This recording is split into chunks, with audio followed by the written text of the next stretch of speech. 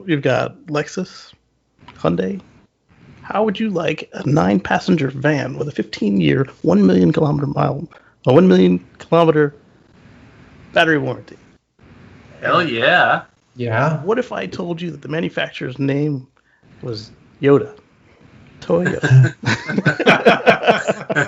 And then you told us they'll never sell it in America. Yeah, they don't make battery vehicles. What are you talking about? It is called the Toyota PROACE. The initial version they're showing us is a panel van, and they said by next year they should have a 9-seat version, and you can get it with 50 or 75 kilowatt-hour battery pack. Good for a range of 230 or 330 kilometers on the WLTP. They don't look bad for a work vehicle. Coming to your hotel shuttle, airport shuttle. Yeah. It looks it'd make it perfect.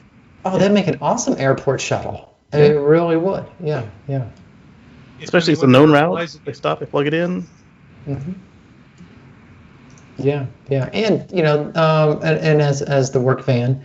But, I mean, you just have to think of the fleet manager who looks at something like this and says, 15-year, 1 million kilometers, maintaining a battery state of charge above 75%, or whatever potential. Will they offer that to commercial customers? Because a lot of times, the warranties that you read about are not for commercial use; they're only for consumers. That sucks if they do that, because it's a panel van. But if you have a Prius and use it as a taxi cab, okay, you don't honor the warranty because you're beating the crap out of it. I understand that. Hopefully I'm kind of thinking Paul is right, because it pretty clearly says delivery van. And I mean, I'm looking at it and there's no windows and it's basically a high-tech kidnapper van. So it'd be a great Amazon van. Look at that. And I'm sorry. I'm gonna hold off on going yay until I hear what they say about the 9-seat passenger van. Yeah. But I will say this: you can do 1,275 kilograms of cargo, and it's got 100 kilowatts of output, so it's fairly good for power. How much does 9 people weigh? More than that. The gross vehicle weight goes from 2,800 kilograms to 3,100 kilograms, and 0 to 60 in a very sprightly 13.1 seconds. Not with 9 people in it. Oh, of course not. Probably not with 9 people in it. Yeah. But you get a single-phase 7.4 kilowatt charger or a 3-phase 11 kilowatt charger. So it is not going to be a slow charger. Yeah. If you can feed it. I'm worried about the range. So the WLTP cycle is pretty generous. Right. So, take 30% off of that range to get it to EPA. And then, so 330 kilometers discounted from 30%. Then you convert that to miles times 0.62. You get about 140 miles range. Yeah, that's about what I was thinking, 135, 140. Then maybe take another 10 off, 20 off if you load it up.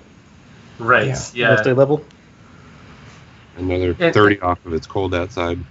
Yeah. Right. So now you're down to 100 miles. And if that use case works for you, 100 miles is enough for a day, or you plan you have infrastructure for midday charging or whatever. There's certainly great use cases for something with that range, but you have to be mindful of it when you go in, because if you get something that doesn't meet your needs, you're going to be horribly disappointed with it and think, these things suck. Well, no, what works well is when it fits your needs well. That's what you, so yeah, be mindful of that and you'll be fine. Yep. And then as a delivery vehicle, you can plug it in while you're loading it up. As an airport shuttle, you can plug it in while you're unloading the suitcases and the people in between flights, unless you don't have enough time, then you on your lunch break plug it in. Flights, Casey? There are these things that we used to do before we couldn't put people tightly in metal tubes and throw them through the air. Right. But then, you do have to think of, in addition to the intermittent charging like that, and I know some hotels, of course, will run 2 or 3 different vans, and they'll do like hourly runs or 15-minute runs, and so they can, charge one end, it'll be charging for 30 minutes while the other one's doing.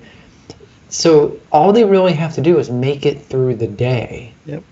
And then fill it up, top it off overnight. and then do it again. Yep. And most of them aren't 50 miles from the airport. Right. So yeah, and stuff like that, and like Georgia was saying, I mean, there's plenty of room on the side to write free candy on the. It's perfect for that. Yeah. Or So if you van are life. Van life. Ecologically minded serial killer, this is the wet van for you. Yes. Because Yeah, most but it's too campsites have quiet. electricity. They'll hear the kids screaming. That's true. Oh, That Yeah, is a noise. disadvantage. Yeah. When's that call Wow. coming in from the lawyer, Russ? Toyota's setting a pretty high bar for battery Yes. warranty, and everyone else is probably going to have to match that or exceed it to play. Because right now you've only got Lexus, Hyundai, Kia, Tesla, and did we have anybody else who touched that warranty? So yeah, you're right. They all got to come up if they want to compete at this point. Because Toyota, I don't believe in EVs, is doing this. Then And Toyota's pretty conservative. Like their Prius battery warranty was 100,000 miles, right, and most Priuses got closer to 200 than 100 on the factory battery. So if they're conservative with this, you could get 2 million. Right. Yeah. So that'd be awesome when it's real in this country. Is it Hopefully ever going to some- come to this country? They probably have to put it in a different frame. Well, That's the question. high Will ace van is will sold. it come across the ocean? Will it ever land in North America? So they have a van called the High Ace, which is sold everywhere but here, which is an amazing van. And for whatever reason, they never brought it to North America. Probably So, the chicken tax.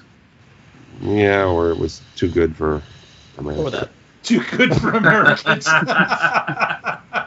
Wouldn't keep enough money in the service department. Oh yeah, good point. Good point. But if there's a big enough market, they can open a factory here in North America. Run a shift. I mean, they've got plenty of factories here. Yeah.